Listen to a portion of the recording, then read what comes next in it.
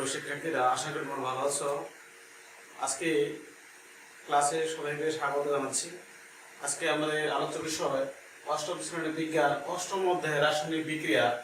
এটা খুবই একটা গুরুত্বপূর্ণ অধ্যায়। দেখো, আমাদের বিষয়গুলি আমরা প্রথমে আলোচ্য বিষয় আমাদের রাসায়নিক বিক্রিয়া, তারপরে প্রতীক সংকেত যোজনীর কাকে বলে, যুগমূলক কাকে বলে, আণবিক সংকেত লেখার নিয়ম, রাসায়নিক সমীকরণ ইত্যাদি আমরা এগুলো আজকে আলোচনা করব। প্রথমে দেওয়া আছে রাসায়নিক বিক্রিয়া বলতে আমরা কি বুঝি। রাসায়নিক বিক্রিয়া বলতে বোঝায় এক বা একাধিক বিক্রিয়া অংশগ্রহণ করার পরে তারা সম্পূর্ণ ভিন্ন ধরনের বৈশিষ্ট্য যখন যৌগ তৈরি করবে তাদেরকে বলা হয় রাসায়নিক বিক্রিয়া। আমরা সংজ্ঞাটা লিখে দিচ্ছি। রাসায়নিক বিক্রিয়া বলতে আমরা কি বুঝি। রাসায়নিক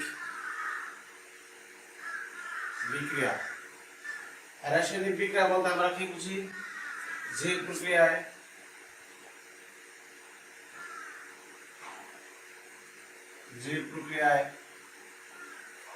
এক বা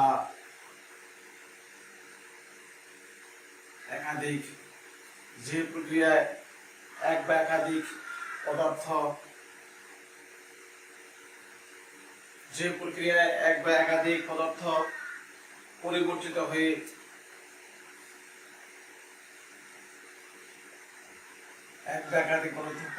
হয়ে সম্পূর্ণ নতুন ধর্ম বৈশিষ্ট্য অথবা নতুন পদার্থে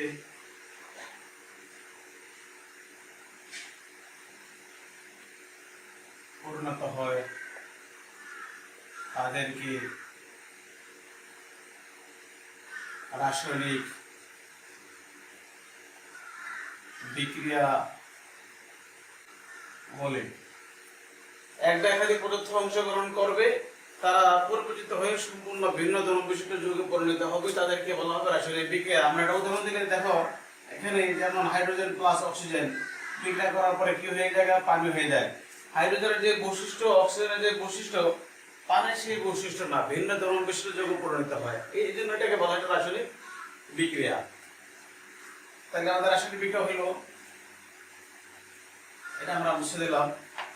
এরপরে দেখো, তোমাদের দেওয়া আছে প্রতীক সংকেত ও যোজনী কাকে বলে। প্রতীক বলতে আমরা কি বুঝি। প্রতীক বলতে বোঝায় বড় একটা নাম থাকবে, ওই নামের যে সংক্ষিপ্ত রূপ তাকে বলা হয় প্রতীক। আমরা বলতে পারি কোন মৌলের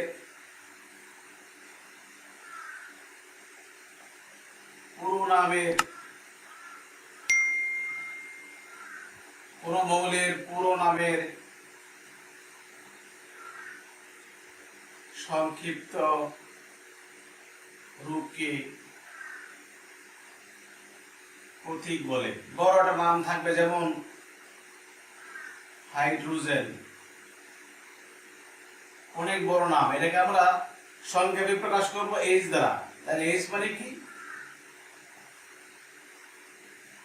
হাইড্রোজেন। এই বড় নামের সংক্ষিপ্ত রূপ, সেটাকে বলা হয় তার প্রতীক। হাইড্রোজেন এটা ইংরেজি নাম অনুযায়ী হতে পারে, ল্যাটিন নাম অনুযায়ী হতে পারে।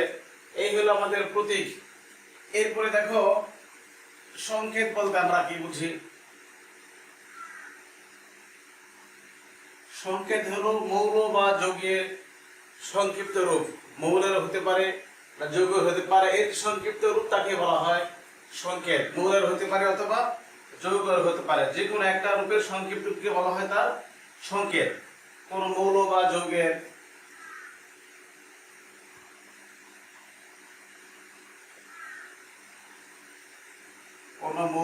যৌগের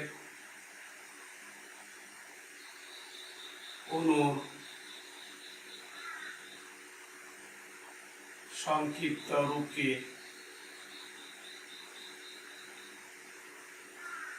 সংকেত বলে। মৌল বা যৌগের অণু সংকেত রূপ। মৌলের অণু হলো হাইড্রোজেন। হাইড্রোজেন হলো H2, এটা হলো মৌলের অণু। আর যৌগের অণু বলতে এটা মৌলের অণু। আর যৌগের অণু বলতে আমরা কি বুঝি, যেমন পানি, কার্বন ডাই অক্সাইড, এগুলোকে বলা হয় যৌগের অণু। এগুলোকে বলা হয় সংকেত। এরপরে দেখো, দেওয়া আছে যোজনী। ইংরেজিতে বলা হয় ভ্যালেন্সি। যোজনী বলতে আমরা কি বুঝি, একটা মৌলের সাথে আরেকটা মৌলের যুক্ত হওয়ার সামর্থ্যকে বলা হয় যোজনী। একটা মৌলের সাথে অনুগঠনকালে একটা মৌলের সাথে আর একটা মৌলের যুক্ত হওয়ার সামর্থ্যকে যোজনী বলা হয়, ইংরেজিতে বলা হয় ভ্যালেন্সি। অনুগঠনকালে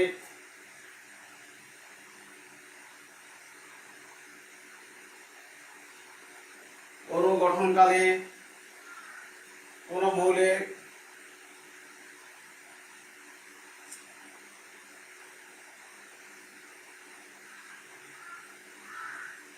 একটি পরমাণুর সাথে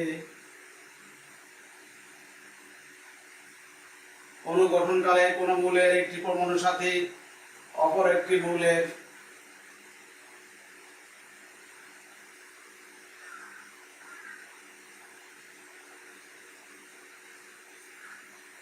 একটি মৌলের যুক্ত হওয়ার সামর্থ্যকে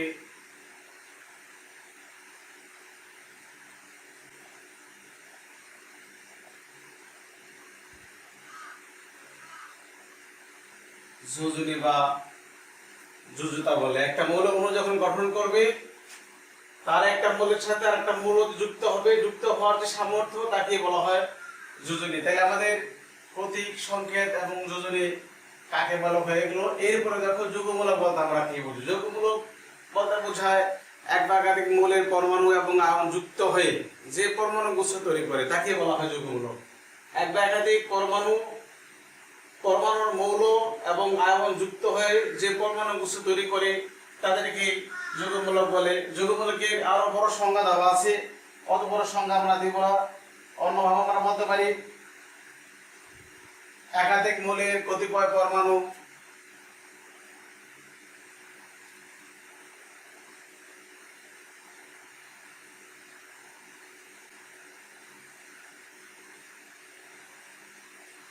একাধিক মৌলের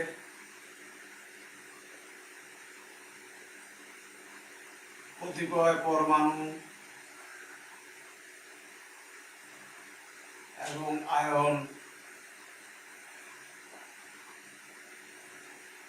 যুক্ত হয়ে যে পরমাণু গুচ্ছ তৈরি করে তাকে যৌগমূলক বা মূলক, ইংরেজি বা রেডিক্যাল বলা হয়। যেমন আমরা একটা উদাহরণ দিলে তোমরা বিষয়টা পরিষ্কার হবে। যেমন এখানে NH4+, এখানে দেখো এইটাকে একটা যৌগ বলা হয়, এটাকে বলা হয় অ্যামোনিয়াম। NH4+, এটাকে বলা হয় অ্যামোনিয়াম। সবাই খেয়াল করে দেখো, এখানে তিনটা এখানে হাইড্রোজেন পরমাণু, এখানে নাইট্রোজেনের সাথে তিনটা হাইড্রোজেন পরমাণু আর একটা আছে H+। তাহলে আমরা এখানে কি বললাম, একাধিক পরমাণু থাকবে আর আয়ন থাকবে। এই NH4+ এর মধ্যে তিনটা আছে হাইড্রোজেন পরমাণু আর একটা আছে H+। এই মিলে হলো NH4+, এটাকে বলা হয় অ্যামোনিয়াম। আর আছে ফসফোনিয়াম, আছে কার্বনেট, আছে সায়ানাইড, আছে ইত্যাদি যৌগমূলক। এই হলো যৌগমূলক আমাদের হয়ে গেল। আমরা এরপরে দেখো কি দেওয়া আছে আমাদের, যৌগমূলক হয়ে গেল। আণবিক সংকেত লেখার নিয়ম, এটা কিন্তু তোমাদের আমি আগের লেকচারে আলোচনা করেছি সম্পূর্ণ। এটা আলাদা একটা পুরো একটা ক্লাস আছে আণবিক সংকেত লেখার নিয়ম। এটা হুবহু তোমাদের আমি আরেকটা ক্লাসে নিয়েছি, তোমরা সেখানে দেখবা আণবিক সংকেত লেখার নিয়ম। এই জন্য তাই আমরা এখানে আলোচনা করলাম না, কারণ এটা আমরা আগে আলোচনা করছি। এরপর রাসায়নিক সমীকরণ লেখার নিয়ম। রাসায়নিক সমীকরণ বলতে আমরা কি বুঝি?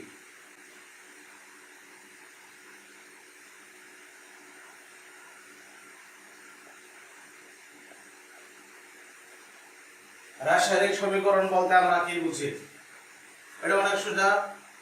কোন রাসায়নিক বিক্রিয়া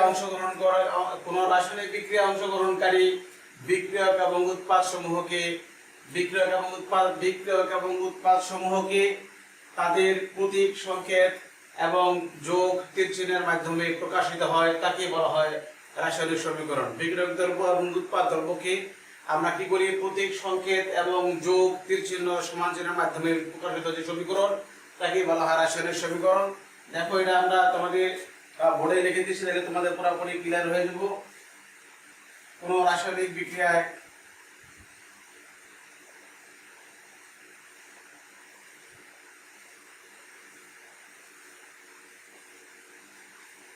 কোনো রাসায়নিক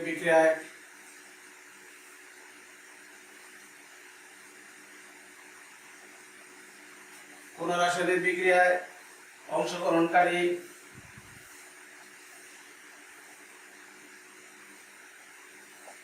বিক্রিয়ক দ্রব্য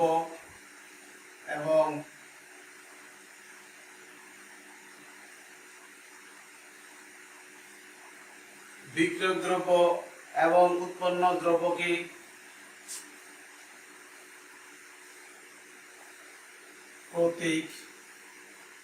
প্রতীক সংকেত এবং কতগুলো চিহ্নের মাধ্যমে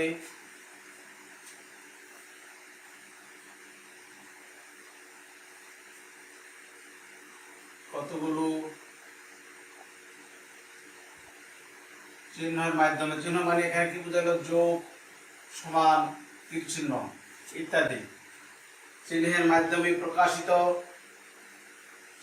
কতগুলো চিহ্নের মাধ্যমে সংক্ষেপে প্রকাশিত সমীকরণকেই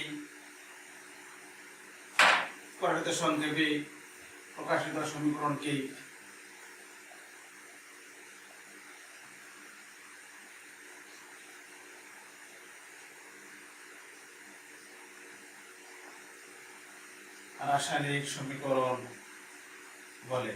যেমন আমরা কার্বন যোগ অক্সিজেন বিক্রিয়া করলে কি হবে, কার্বন ডাই অক্সাইড। তাহলে এখানে প্রতীক এবং সংকেত মাধ্যমে আমরা একটা এখানে সমীকরণ প্রকাশ করলাম। যোগ আছে, ক্ষেত্র চিহ্ন আছে, যখন সমান কখন চিহ্ন হবে, যখন উভয় থেকে পরমাণু সংখ্যা সমান হয়ে যায় তখন আমরা এখানে সমান দিব। এই হলো রাসায়নিক সমীকরণ। রাসায়নিক সমীকরণ লেখার নিয়ম হলো তীর চিহ্নের নিয়মটা তোমাদের আমি মুখে বলে দিই। সংজ্ঞাটা হয়ে গেল। রাসায়নিক সমীকরণ লেখার নিয়ম হলো তোমরা তীর চিহ্নের বাম দিকে লিখবা বিক্রিয়ক, তীর চিহ্নের ডান দিকে লিখবা উৎপাদ। যারা বিক্রিয়া অংশগ্রহণ করে এদের বলা হয় বিক্রিয়ক, যা উৎপন্ন হয় এদের বলা হয় উৎপাদ। এরপরে লেখার নিয়মের মধ্যে আমাদের আছে এদের সমতা আনয়ন করতে হবে। যেমন এখানে সমতা এটা আছে, যদি আমরা আরেকটা উদাহরণ দেই, যেমন হাইড্রোজেন প্লাস অক্সিজেন বিক্রিয়া করলে হয় পানি।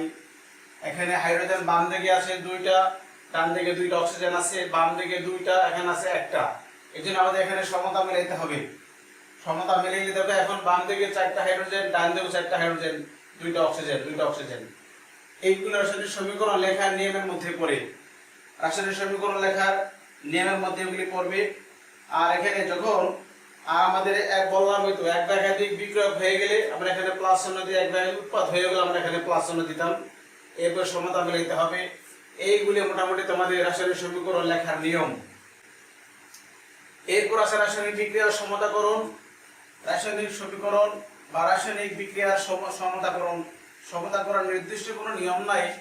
এই রাসায়নিক সমীকরণে যদি আমরা এখানে লিখে দিই রাসায়নিক সমীকরণের সমতাকরণ, এই সমতাকরণ নির্দিষ্ট কোনো নিয়ম নাই। এখানে তোমাদের দেখতে হবে, যেমন এখানে হাইড্রোজেন প্লাস অক্সিজেনের কথা আমি বলি, এটা হলো বিক্রিয়া করলে হবে পানি। সমতাকরণটা তোমরা আর উপরে ক্লাসে গেলে বিস্তারিত জানবা। এখানে একটু জেনে রাখো, তোমরা আগে দেখবা যে কোথায় কি আছে, যে আমাদের বিক্রিয়কে যারা অংশগ্রহণ করলো বিক্রিয়া তারা হলো বিক্রিয়ক, যারা তৈরি হলো হলো উৎপাদ। এখন দেখো ডাইন দিকে 2টা হাইড্রোজেন, 1টা অক্সিজেন, এখানে বাম দিকে অক্সিজেন 2টা। এখন তুমি গুণ দিবা, মানে সংখ্যা দিয়ে গুণ করবা। 2টা এখানে অক্সিজেন, এখানে 1টা, তাহলে এই জন্য এখানে আমরা 2 দ্বারা গুণ করলাম। 2 দ্বারা গুণ করার পরে দেখা গেল হাইড্রোজেন 2 মানে 4টা হাইড্রোজেন হয়ে গেল আমাদের কয়টা, 4টা। আর অক্সিজেন হয়ে গেল 2টা। তো এখানে অক্সিজেন 2টা আছে, এই জন্য 2 দ্বারা গুণ করতে হবে। আর যখন সমতা হয়ে যায় তখন তীর চিহ্ন দেওয়া যাবে না, তখন কি করবা, সমান সমান চিহ্ন দিয়ে দিবা। এখন তুমি হিসাব করে দেখো যে যারা অংশগ্রহণ করলো বিক্রিয়া এদের বলা হয় বিক্রিয়ক, আর যারা তৈরি হয়ে গেল এদের বলা হয় উৎপাদ। দেখো এখানে হাইড্রোজেন হয়ে গেল 4টা আমাদের হাইড্রোজেন, অক্সিজেন আছে 2টা এই বিক্রিয়কের মধ্যে। আবার দেখো উৎপাদের মধ্যে 4টা আছে হাইড্রোজেন, 2টা আছে অক্সিজেন, তাহলে কি হয়ে গেল, সমান হয়ে গেল। এইটাও একটা রাসায়নিক সমীকরণ লেখার নিয়মের মধ্যে পড়ে, যে উভয় দিকের পরমাণু সংখ্যা সমান হইতে হবে। রাসায়নিক সমীকরণ লেখার নিয়মের মধ্যেও একটা নিয়ম, যে বিক্রিয়কের পরমাণু সংখ্যা উৎপাদের পরমাণু সংখ্যা সমান হবে। যাই হোক, এইগুলো তোমাদের রাসায়নিক সমীকরণের সমতাকরণ। যে কোনো তোমাদের বিক্রিয়া তোমরা লিখবা তখন হিসাব করে দেখবা যে বিক্রিয়কে কয়টা পরমাণু আছে, উৎপাদে কয়টা পরমাণু আছে, গুণ করে প্রয়োজনীয় সংখ্যক সংখ্যা দিয়ে গুণ করে সমতা আনয়ন করতে হবে। এই হলো রাসায়নিক সমীকরণের সমতাকরণ আমাদের হয়ে গেল। এরপরে রাসায়নিক বিক্রিয়া সমূহ আমরা দেখব। রাসায়নিক বিক্রিয়া সমূহ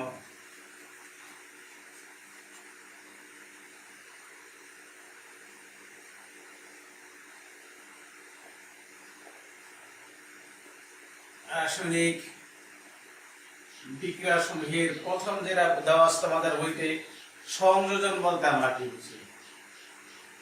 ইংরেজিতে বলা হয় এডিশন। সংযোজন বলতে আমরা কি বুঝি? যুক্ত হবে, যুক্ত হবে। সংযোজন বলতে আমরা কি বুঝাই? সংযোজন বলতে বুঝি আমরা যুক্ত হওয়া, একের অধিক পদার্থ যুক্ত হয়ে যখন ভিন্ন ধর্ম বিশিষ্ট কোনো যৌগ পরিণত হবে, সে সমস্ত বিক্রিয়াকে বলা হয় সংযোজন বিক্রিয়া। একের অধিক পদার্থ, দেখো আমরা সংজ্ঞাটা তোমাদের লিখে দিচ্ছি, তাইলে তোমাদের ক্লিয়ার হয়ে যাব।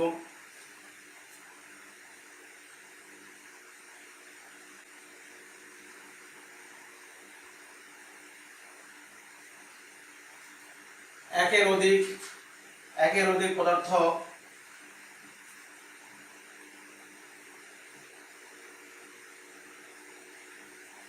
অধিক পদার্থ একত্রিত হয়ে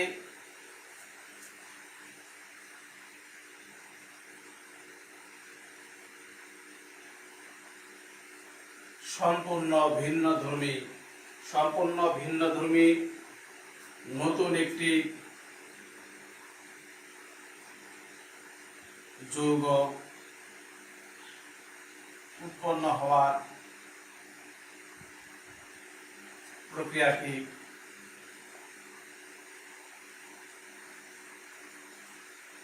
সংযোজন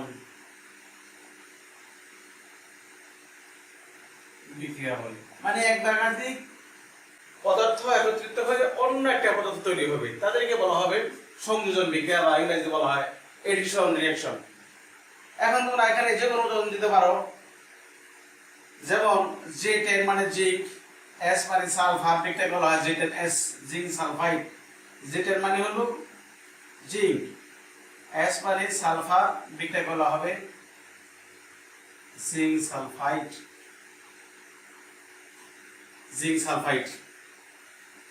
তাহলে আমরা সংযোজনটা বুঝলাম। এরপরে দেখো দহন বিক্রিয়া বলতে আমরা কি বুঝি? দহন মানে জ্বলা। দহন বিক্রিয়া নিয়ে আমরা এখন দেখব।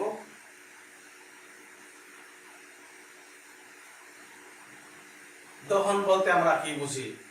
যে কোনো মৌলের সাথে বা যে কোনো যৌগের সাথে অক্সিজেনের সংযোগ ঘটাকে বলা হয় দহন। দহন হলে সেখানে অক্সিজেনের মাস্ট সংযোগ ঘটতেই হবে। অক্সিজেনের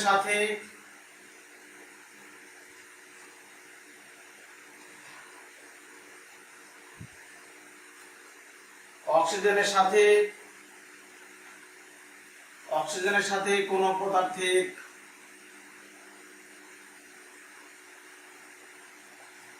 বিক্রিয়াকে দহন বিক্রিয়া বলে। অক্সিজেনের সাথে যে কোনো মৌলের সাথে অক্সিজেনের দহন ঘটা, ওটাকে বলা আমরা কি বলতে পারি? দহন বিক্রিয়া বলতে পারি। যেমন সালফার প্লাস অক্সিজেন বিক্রিয়া বলা হয় SO2 সালফার ডাইঅক্সাইড। এখানে S মানে সালফার, O মানে অক্সিজেন, SO2 সালফার ডাইঅক্সাইড। এখানে S একটা মৌল, তার সাথে অক্সিজেন সংযোগ ঘটলো দেখে যে সিস্টেমটা, যে পদ্ধতিটা, এটাকে বলা হয় দহন বিক্রিয়া। সালফার লাগে অক্সিজেন বিক্রিয়া করলো তো হলো সালফার ডাইঅক্সাইড, অক্সিজেন সংযোগ ঘটাকে বলা হয় দহন বিক্রিয়া।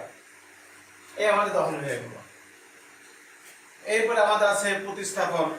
প্রতিস্থাপন হলো একটা যৌগ থাকবে, যৌগটা থেকে একটা মৌল ওটাকে সরাই দেওয়া, নিজ স্থান দখল করলে যে যৌগটা হয় তাকে বলা হয় প্রতিস্থাপন। আমরা দেখো লিখে দিই বোর্ডে, প্রতিস্থাপন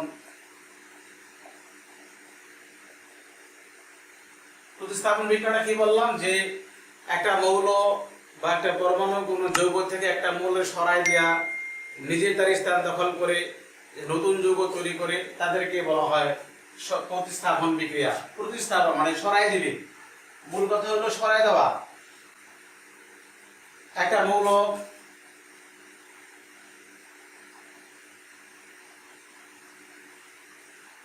একটি মৌল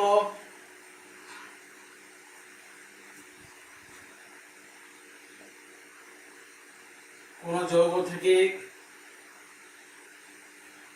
একটি মৌল কোন যৌগ থেকে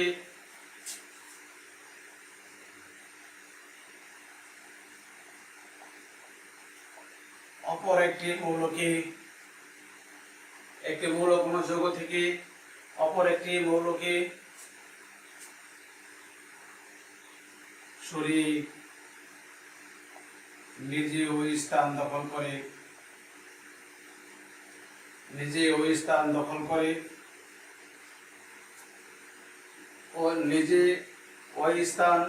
দখল করে নতুন যৌগ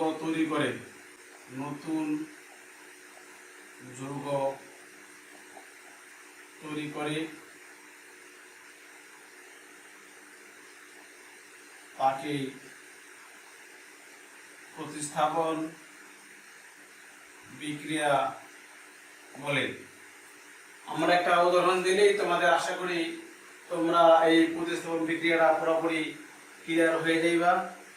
দেখো এখানে Fe iron, CuSO4 copper sulphate, CuSO4 copper sulphate যখন বিক্রিয়া করবে কি করবে? কপারটাকে আয়রন সরাই দিবে। দেখো এখানে প্রতিস্থাপন বললাম কেমনে? CuSO4 না হলো কপার সালফেট, Fe হলো আয়রন, আর এটাকে বলা হয় কপার সালফেট। এখন কি করবে? আয়রন কপারে সরাই দিয়ে এখানে কপারের জায়গায় আয়রনটা বসবে, তাহলে কি হয়? FeSO4 প্লাস হয়ে গেল কপার। এটাকে আমরা বলতে পারি ফেরাস সালফেট।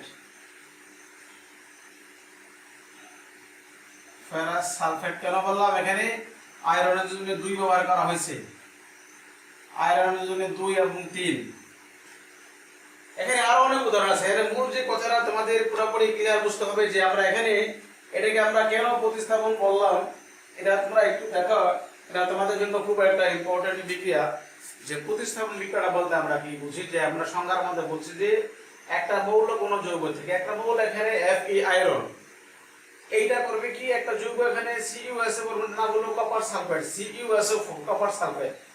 এখন এই কপার সালফেট থেকে Fe আয়রন কপারকে সরাই দিলে এই কপারের জায়গায় হলো আয়রনটা বসে, তাহলে কি হলো?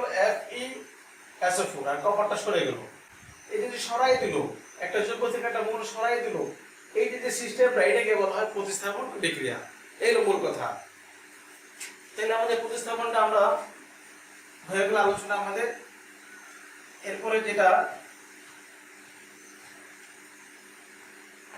এরপরে আমাদের কি আছে?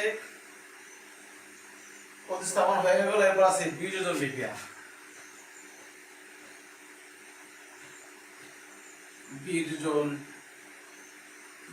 বিয়োজন বলতে বোঝায় একটা যৌগকে ভাঙলে যখন এক বা একাধিক যৌগ হবে তাদেরকে বলা হয় বিয়োজন বিক্রিয়া। Decomposition reaction. যে সকল বিক্রিয়ায়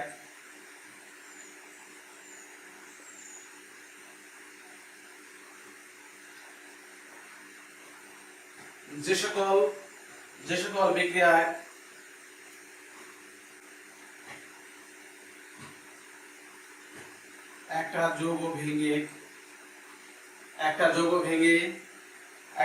ভেঙে একাধিক মৌল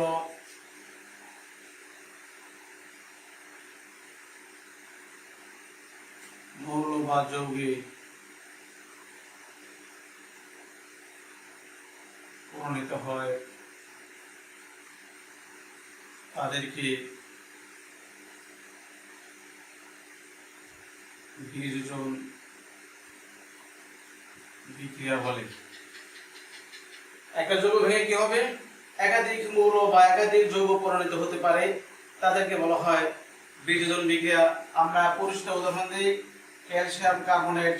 এটা যদি আমরা তাপ দিয়ে ভাঙলে আমাদের ক্যালসিয়াম অক্সাইড হবে আর কার্বন ডাইঅক্সাইড হবে। এখানে একটা যৌগ এর নাম ক্যালসিয়াম কার্বনেট। দুই যৌগটাকে আমরা তাপ দিই, তাপ দিলে এই যৌগটা ভেঙে ক্যালসিয়াম অক্সাইড হয়, কার্বন ডাই অক্সাইড হয়। এর নাম হলো ক্যালসিয়াম কার্বনেট। ক্যালসিয়াম কার্বনেট, এর নাম ক্যালসিয়াম অক্সাইড। ক্যালসিয়াম অক্সাইড এর নাম হলো carbon die oxide. Carbon die, তোমরা এইভাবে যৌগ লেখার পরে বিক্রিয়া লেখার পর নিচে নামগুলো লিখে দিবা। এই আমাদের হয়ে গেল বিয়োজন বিক্রিয়া। এরপরে দেখো আমাদের পরবর্তী যে টপিকসটা কি আছে, রাসায়নিক বিক্রিয়ায় তাপ শক্তি রূপান্তর।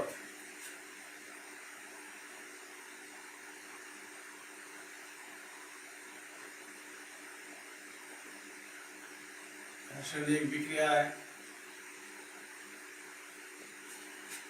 তাপ শক্তি রূপান্তর।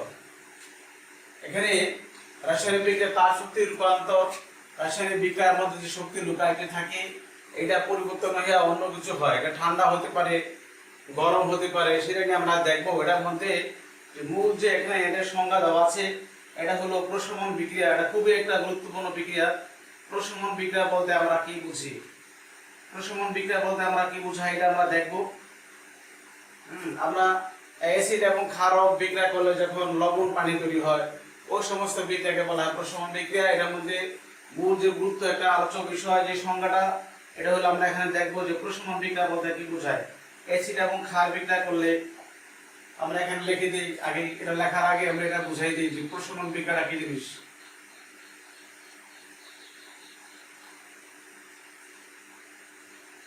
যে সমস্ত রাসায়নিক বিক্রিয়ায়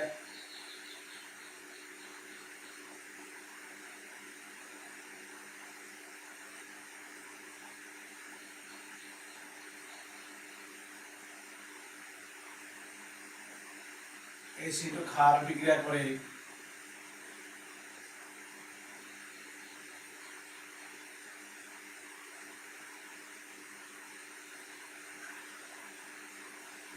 নিরপেক্ষ যৌগ বা লবণ,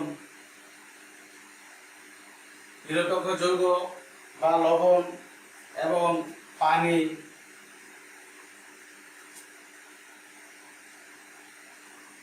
তৈরি করে এদেরকে প্রশমন বিক্রিয়া বলে। প্রশমন বিক্রিয়া বলে। এখানে অ্যাসিড এবং ক্ষার বিক্রিয়া অংশগ্রহণ করবে, অংশগ্রহণ করলে এখানে নিরপেক্ষ যৌগ লবণ পানি তৈরি হবে। এখানে তোমাদের দেখো একটা উদাহরণ দেওয়া আছে, ক্যালসিয়াম অক্সাইড প্লাস CH3COOH, এর নাম হলো ইথানোয়িক অ্যাসিড বা অ্যাসিটিক অ্যাসিড। এরা যখন বিক্রিয়া করবে তখন হবে CH3COOH, এর নাম হলো অ্যাসিটেট আয়ন। ক্যালসিয়ামের জন্য 2 দেখে এমন হয়ে গেল CH3COOH। আর এখানে এরপরে তাহলে আমাদের বাকি থাকে কি, পানি থাকে। CH3 আমরা COOH নিয়ে গেলাম আর Ca নিয়ে গেলাম, তাহলে H এবং O থাকে। H এবং O মিলা কি হয়ে গেল, পানি হয়ে গেল। এর নাম হলো calcium acetate, calcium oxide, acetic acid, calcium acetate plus পানি। এই আমাদের প্রশমন বিক্রিয়া। রাসায়নিক বিক্রিয়া তাপ শক্তি রূপান্তরের মধ্যে প্রশমন বিক্রিয়াটা আছে। যে প্রশমন বিক্রিয়া বলতে আমরা কি বুঝলাম, এখানে এটা হলো অ্যাসিড, আমি লিখে দিচ্ছি এটা হলো অ্যাসিটিক অ্যাসিড।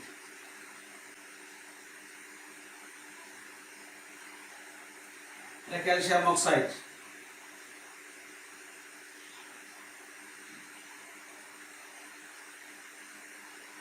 এর নাম ক্যালসিয়াম অ্যাসিটেট।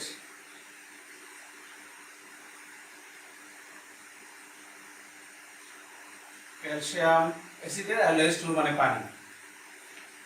তাহলে আমরা এখানে কি দেখলাম যে এখানে এটা হলো অ্যাসিড আর ক্যালসিয়াম অক্সাইড হলো ক্ষার। বিক্রিয়া করার পরে যে লবণ তৈরি হলো, লবণ তৈরি হয়ে গেল। লবণ তৈরি মানে নিরপেক্ষ যৌগ তৈরি হয়ে গেল, এটা উত্তপ্ত হয়ে গেল। অ্যাসিডও না ক্ষারও না, এটা নিরপেক্ষ বলা হয়। আর এখানে পানি। এইগুলো আমাদের রাসায়নিক বিক্রিয়ায় তাপ শক্তির রূপান্তর।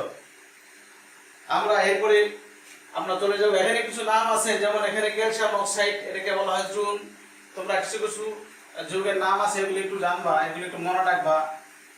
ক্যালসিয়াম অক্সাইডকে এটাকে বলা হয় চুন, আর ক্যালসিয়াম হাইড্রোক্সাইড CaOH2 এটাকে বলা হয় স্লেগেট লাইম অথবা চুনের পানি, ক্যালসিয়াম হাইড্রোক্সাইড। আর একটা আছে CaCO3 নাম ক্যালসিয়াম কার্বনেট, এটাকে বলা হয় চুনা পাথর। তোমরা পাশাপাশি এই নামগুলি তোমরা খেয়াল রাখবে, তোমাদের এগুলি MCQ থাকে। আবার বলি CaO মানে ক্যালসিয়াম অক্সাইড, এটাকে বলা হয় চুন, আর CaOH2 এটাকে বলা হয় ক্যালসিয়াম হাইড্রোক্সাইড, আর একটা নাম হলো চুনের পানি বা এটাকে সিলিকেট লাইম বলে। আর CaCO3 মানে ক্যালসিয়াম কার্বনেট, এটাকে বলা হয় চুনা পাথর, ক্যালসিয়াম কার্বনেট। আচ্ছা, এরপরে আমরা পরবর্তী টপিকে চলে যাই। এরপর লেখা আছে শুষ্ক কোষ বা ইংরেজিতে বলা হয় ড্রাই সেল।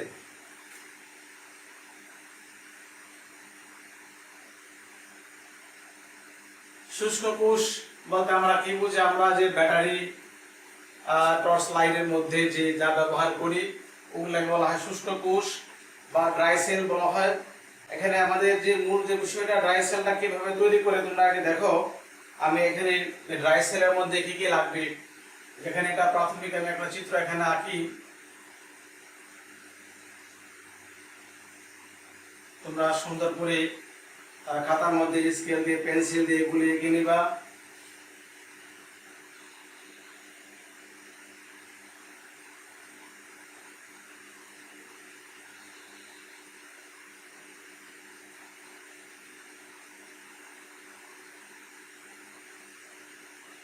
এটা কার্বন দণ্ড, এটা সুন্দর করে একবারে কালো করে দিবা। কার্বন দণ্ড, এখানে একটা ধাতব টুপি,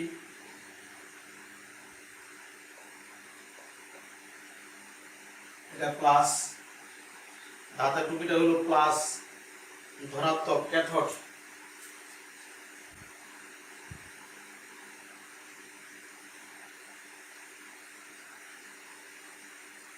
আর এখানে আছে মাইনাস, এটাকে বলা হয় অ্যানোড। আর এটা কি হবে, আমাদের এখানে কি কি লাগবে শুষ্ক কোষ তৈরি করতে? কি কি লাগে? অ্যামোনিয়াম ক্লোরাইড লাগে, যা যা লাগে এগুলো লিখতে হবে। NH4, অ্যামোনিয়াম ক্লোরাইড, কয়লার গুঁড়া, ম্যাঙ্গানিজ ডাইঅক্সাইড প্লাস পানি, এগুলি তুমি দিবা। এগুলি দিলে এখানে পেস্ট বা লেয়ের মতো তৈরি হবে। এরপরে তুমি এটার মধ্যে কার্বন দণ্ড দিবা যাতে এটা দস্তার গায়ে না লাগে থাকে। তারপরে এখানে কার্বন দণ্ডের পরে এখানে প্লাস চিহ্ন দেওয়া, এখানে এটা প্লাস আমরা লিখছি, এখানে প্লাস, এর পাশে লিখে দিচ্ছি এটা হলো ধনাত্মক ক্যাথোড, আর এটাকে বলা হয় ঋণাত্মক অ্যানোড, ঋণাত্মক চার্জ হিসেবে কাজ করবে। তাহলে দেখো এখানে কি কি লাগে, যে ড্রাই কোষটা তৈরি করতে বা কি কি লাগে? অ্যামোনিয়াম ক্লোরাইড লাগে, কার্বন গুঁড়া মানে কার্বন, এরপরে ম্যাঙ্গানিজ ডাইঅক্সাইড, পানি, এগুলি দ্বারা মিশ্রণ তৈরি করলে এটা পেস্ট হয়। পেস্টগুলি এখানে দিতে হবে যাতে দস্তার গায়ে আমাদের পাত্রের গায়ে না লাগে। হ্যাঁ, এরপর এখানে কার্বন দণ্ড তুমি দিবা যাতে এখানে এগুলি এর সাথে স্পর্শ না হয়। এরপর এটা কি করবা, এটা ভারী কাগজ দিয়ে মোড়াই দিলেই আমাদের শুষ্ক কোষ বা ড্রাই সেল আমাদের তৈরি হয়ে যাব। এরপর দেখো আমরা ড্রাই সেল, এখানে দেখো এই যে এটাকে ক্যাথোড দণ্ড ধনাত্মক চার্জ হিসাবে কাজ করবে, অ্যানোড হিসাবে কাজ করবে, আর এইটা পুরো বিষয়টা মাইনাস মানে অ্যানোড দণ্ড হিসাবে মাইনাস চার্জ হিসাবে কাজ করবে। এই হলো মোটামুটি শুষ্ক কোষ এর গঠন। এরপরে দেখো শুষ্ক কোষটা কিভাবে কাজ করবে, শুষ্ক কোষটা কিভাবে কাজ করে এটা আমরা দেখি। যে এখানে যদি আমরা এখানে একটা ব্যাটারি আঁকি,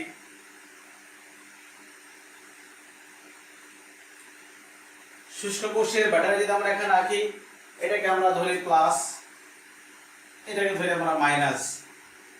ক্যাথোড এবং অ্যানোড যদি ধরি আমরা, এখানে যদি আমরা তার দিয়ে সংযোগ দিই, তার দিয়ে সংযোগ দিয়ে এখানে একটা আমরা বাল্ব দিয়ে দিই, বাল্ব দিয়ে দিলে এখানে আমাদের কি হবে, দিলে এখানে যখন সংযোগ দিব এখানে ইলেকট্রন যখন প্রবাহিত হবে এরকম করে আমাদের বাল্ব জ্বলে উঠবে। এইভাবে আমরা শুষ্ক কোষের ক্রিয়া কৌশল দেখাতে পারি, ইলেকট্রন ট্রান্সফার হবে।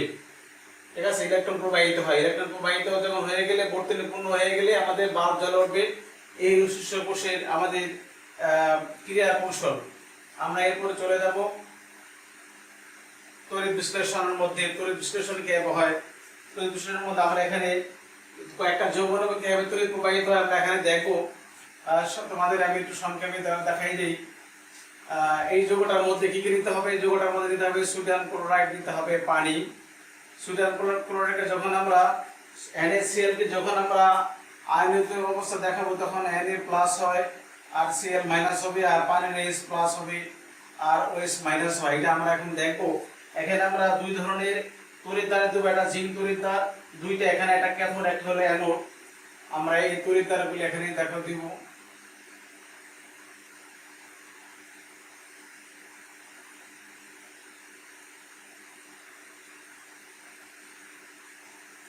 তড়িৎদ্বারের মধ্যে একটা আছে আমাদের অ্যানোড আর আছে ক্যাথোড। এটা আমাদের অ্যানোড, এইটা হলো আমাদের ক্যাথোড। আমরা উপরে তার দিয়ে এটা সংযুক্ত করে দিব।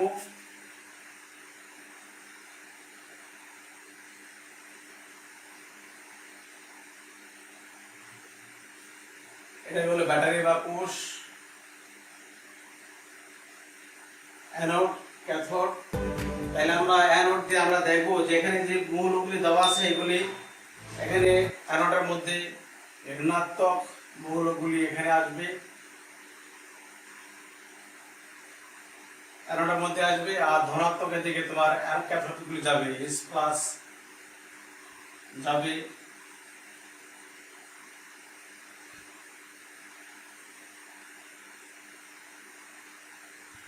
Na প্লাস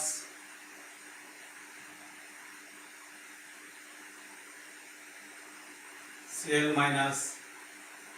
Cl মাইনাসটা মানে মাইনাস ঋণাত্মক গুলি ক্লোরাইড আয়ন এবং হাইড্রোজেন আয়ন আসবে অ্যানোডের দিকে, আর ক্যাথোডের দিকে যাবে H প্লাস আর Na প্লাস। এগুলি কিন্তু আমাদের ক্যাথোডের দিকে যাবে। যাওয়ার পরে অ্যানোডে ক্লোরিন গ্যাস তৈরি হবে আর ক্যাথোডের মধ্যে হাইড্রোজেন গ্যাস তৈরি হবে। এগুলি বুদবুদ আকার উঠবে।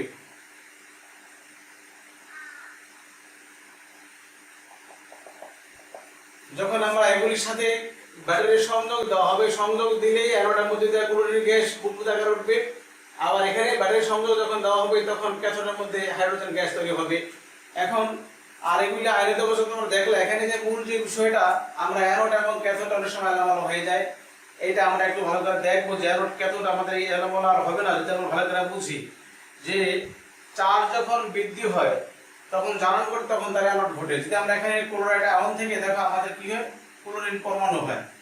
ক্লোরাইড আয়ন থেকে ক্লোরিন পরমাণু হয়। এখানে দেখো ইলেকট্রন ত্যাগ করার পরে এখানে আগে ক্লোরাইড আয়ন ছিল, এখানে ছিল আগে -1। এটা খেয়াল করো, এই চার্জের পরিমাণ ছিল আমাদের -1 আর এখানে কিন্তু চার্জ 0।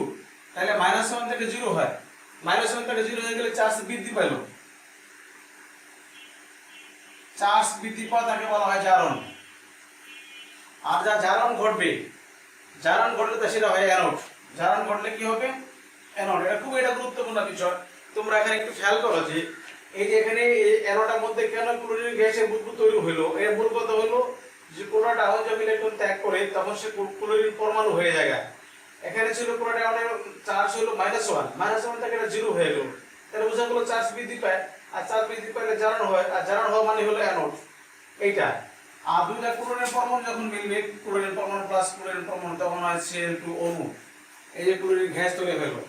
এই আমাদের আমরা অ্যানোডটা বুঝলাম।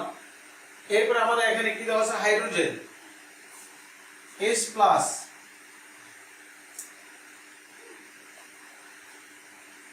H প্লাস থেকে এখানে H প্লাস হলো, এখানে ছিল +1 চার্জের পরিমাণ, এখানে এগুলো 0। তাহলে এখানে চার্জ আমাদের এখানে কি হলো, চার্জ এখানে কমলো, +1 থেকে 0 হয়ে গেল। তাহলে আমরা এখানে লিখি চার্জ কমে, চার্জ কমলো হয় বিজারণ, তখন হয়ে যাবে ক্যাথোড। ক্যাথোড H প্লাস ছিল, ইলেকট্রন সে যখন গ্রহণ করলো তখন হয়ে গেল হাইড্রোজেন পরমাণু। হাইড্রোজেন পরমাণুতে জারণ সংখ্যা 0, এখানে চার্জ আমাদের 0, এখানে চার্জ +1। তো +1 থেকে যখন 0 হয়ে যায় তাহলে চার্জ কমে গেল, চার্জ কমে গেলে হয় বিজারণ, আর বিজারণকে বলা হয় ক্যাথোড। তাহলে আমরা অ্যানোড এবং ক্যাথোডটা এইভাবে খেয়াল রাখবো যে চার্জ যখন বৃদ্ধি পায় তখন হয় জারণ, জারণ হয়ে গেল হয় অ্যানোড। আর চার্জ যখন কমবে, H+1 থেকে হয়ে গেল 0, চার্জ যখন কমবে তখন বিজারণ হয়, আর বিজারণ হয়ে গেলে এটা হবে ক্যাথোড। এটা আমাদের মনে রাখতে হবে। অ্যানোড এবং ক্যাথোড খুবই গুরুত্বপূর্ণ। আবার যখন দুইটা হাইড্রোজেন পরমাণু হবে H+H তখন হয়ে যাবে H2। তাহলে আমাদের হাইড্রোজেন এবং ক্লোরিন আমাদের কাজে লাগলো। আর তাহলে আমাদের সোডিয়াম এবং মানে Na+ আর OH- এটা আমাদের দ্রবণের মধ্যে থেকে গেল। এই হলো আমাদের তড়িৎ বিশ্লেষণ। এরপরে আছে তড়িৎ বিশ্লেষণ বলতে আমরা কি বুঝি? তড়িৎ বিশ্লেষণ বলতে আমরা কি বুঝি পুষ্পজা? তড়িৎ বিশ্লেষণ হলো যে সমস্ত পদার্থ দ্রবীভূত বা বিগলিত অবস্থায় তড়িৎ পরিবহন করবে এবং তারা কি করবে, রাসায়নিক বিক্রিয়া করার পরে অন্য পদার্থে পরিণত হবে, তাদেরকে বলা হয় তড়িৎ বিশ্লেষণ। তাহলে আমরা ওই সংজ্ঞাটা লিখে দিচ্ছি। তড়িৎ বিশ্লেষণ বলতে আমরা কি বুঝি? তড়িৎ বিশ্লেষণ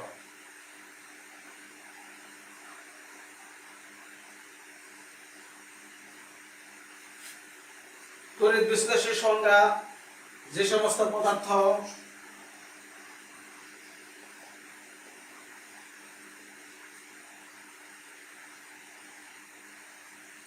দ্রবীভূত বা বিগলিত অবস্থায়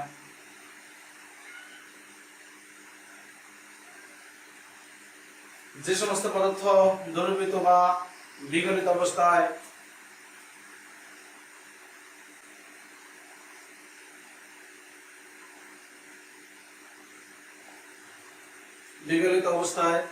তড়িৎ পরিবহন করে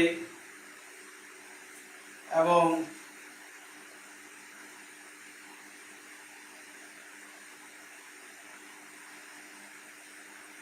তড়িৎ প্রবাহের ফলে বিক্রিয়া করার পরে অন্য পদার্থে পরিণত হয়,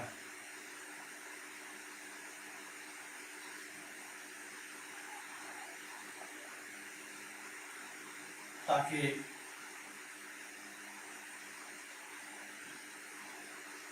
তড়িৎ বিশ্লেষণ বলে। তাহলে এরা বিগলিত বা দ্রবীভূত অবস্থা তড়িৎ পরিবহন করবে, তড়িৎ পরিবহন করার পর রাসায়নিক বিক্রিয়া হবে, বিক্রিয়া হওয়ার পর তারা অন্য পদার্থে পরিণত হবে, তাদেরকে বলা হবে তড়িৎ বিশ্লেষণ।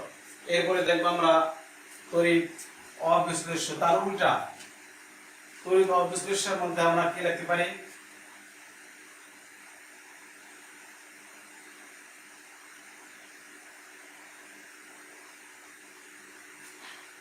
তড়িৎ অবিশ্লেষ্য যে সমস্ত পদার্থ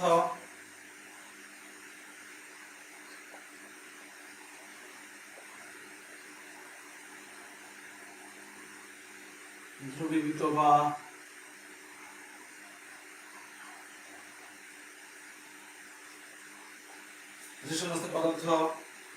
বা বিগলিত অবস্থায়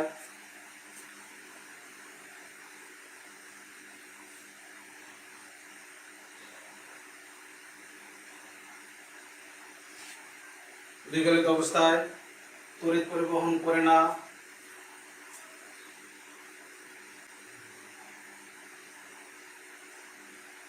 বলে রাসায়নিক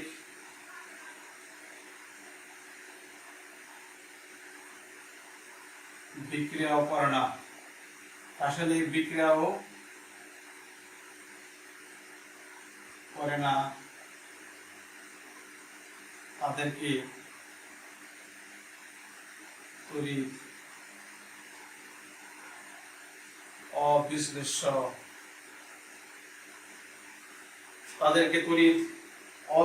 বলে। যেমন বলতে পারি আমরা চিনি,